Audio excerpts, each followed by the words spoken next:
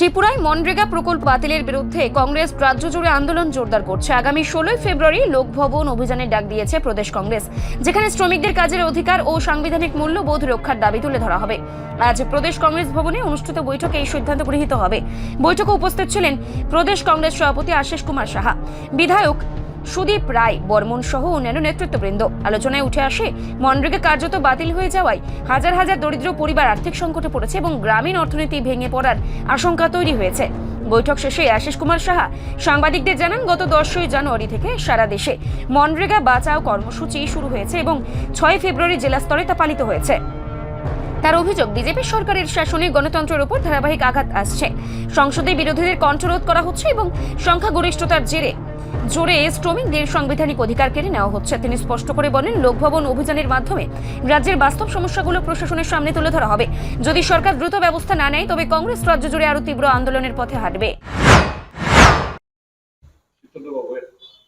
সর্বভারতীয় কংগ্রেস কমিটি ৪৫ দিনব্যাপী যে কর্মসূচি মনরেগা বাঁচাও সংগ্রাম, এই কর্মসূচি বিগত 10 জানুয়ারি থেকে ভারতবর্ষের প্রতিটা রাজ্য সহ আমাদের ত্রিপুরা রাজ্যেও আমরা এটা কর্মসূচিতে সামিল হয়েছি। গত 6 তারিখে আমাদের জেলা পর্যায়ের কর্মসূচি আমরা সম্পন্ন করেছি। রাজ্যের প্রতিটা জেলায়, পশ্চিম জেলা ছাড়া প্রতিটা জেলাতে এই জেলা শাসকের নিকট এক গণডেপুটেশন, গণধর্নার মাধ্যমে কর্মসূচি আমরা সফল করেছি। জনগণের অংশগ্রহণ এই কর্মসূচির মাধ্যমে ব্যাপকভাবে এটা প্রতিফলিত হয়েছে। আমাদের রাজ্য স্তরের যে কর্মসূচি, এই কর্মসূচি নিয়ে আমাদের প্রদেশ কংগ্রেসের যে কোঅর্ডিনেশন কমিটি গঠন করা হয়েছিল, এই কর্মসূচিকে বাস্তবায়িত করতে আজকে কোঅর্ডিনেশন কমিটির সভায় আমরা সিদ্ধান্ত গ্রহণ করেছি আগামী 16 ফেব্রুয়ারি রাজ্যপালের যে রাজভবন আমরা অভিযান করব, রাজ্যপালের কাছে স্মারকলিপি প্রদান করব, মনরেগাকে পুনর্বহাল করার দাবির সপক্ষে। এই কর্মসূচি সারা রাজ্য থেকে আমাদের নেতৃবৃন্দ, কর্মী সমর্থকরা যেমন আসবে, সঙ্গে নির্বাচিত গ্রাম পঞ্চায়েতের যেখানে আমাদের প্রধানরা, উপপ্রধানরা বা সদস্যরা আছেন তারাও আসবেন। মনরেগার যারা কাজের সঙ্গে যুক্ত, এদের একটা অংশকে আমরা এই কর্মসূচিতে অংশগ্রহণ করাবো। সাথে সাথে জব কার্ড যারা হারিয়েছে, এই সরকার কেন্দ্রে ক্ষমতাসীন হওয়ার পর সারা দেশে 10 কোটি জব কার্ড তারা বাতিল করেছে। আমাদের রাজ্যেও প্রায় 9 লক্ষাধিক জব কার্ড হারিয়েছে। জব কার্ড হারানো সমস্ত যারা কর্মসংস্থানের সঙ্গে যুক্ত ছিল, নারী পুরুষ নির্বিকারে, তাদেরকেও আমরা এই কর্মসূচিতে যুক্ত করানো আমাদের নেতৃবৃন্দকে তাদেরকে জানানো হয়েছে।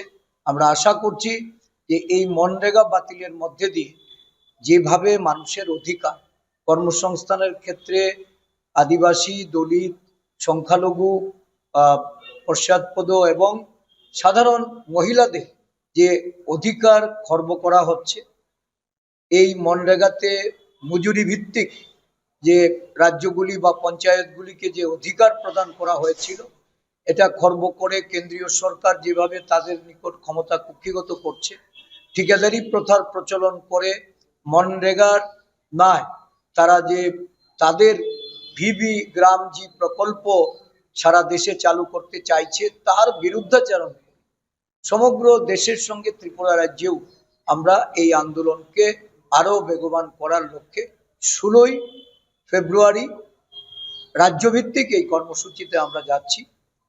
শুধু তাই নয়, আজকে সারা দেশ একটা অরাজকতার মধ্যে দিয়ে বর্তমান যে শাসক বিজেপি বা তার সরকার, এটাকে পরিচালনা করার যে ষড়যন্ত্রে লিপ্ত হয়েছে,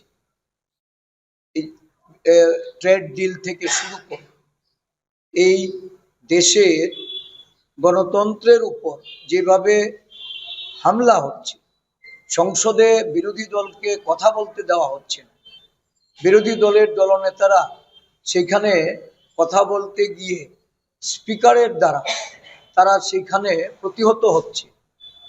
দেশের গুরুত্বপূর্ণ বিষয় সংসদে পেশ করতে দেওয়া হচ্ছে না, এবং এটা পরিষ্কার যে আজকে সারা পৃথিবী জুড়ে যে অ্যাবস্টেন্ট ফাইল নিয়ে যে ধরনের বিতর্কের তৈরি হয়েছে, এই বিতর্ক থেকে নিজেদের রক্ষা করার জন্য দেশের যারা কর্ণধার, যারা আজকে শাসক দলের হয়ে মুখিয়া, তাদের নিজেদেরকে রক্ষা করার জন্য তাদের যে এই অ্যাবস্টেন্ট ফাইলের মাধ্যমে যে ঘটনাবলী উঠে আসবে, এই আশঙ্কা থেকে দেশকে বিক্রি করার যে প্রয়াস শাসক দলের তরফ থেকে চলছে, এই বিষয়গুলি সকলকে অবগত করার লক্ষ্যে ত্রিপুরা রাজ্য আমাদের যে জনগণের প্রতি প্রদেশ কংগ্রেস তার পূর্ণ দায়িত্ব কর্তব্য পালন করার লক্ষ্যে আজকে সহমত পোষণ করা হয়েছে, এবং আগামী দিন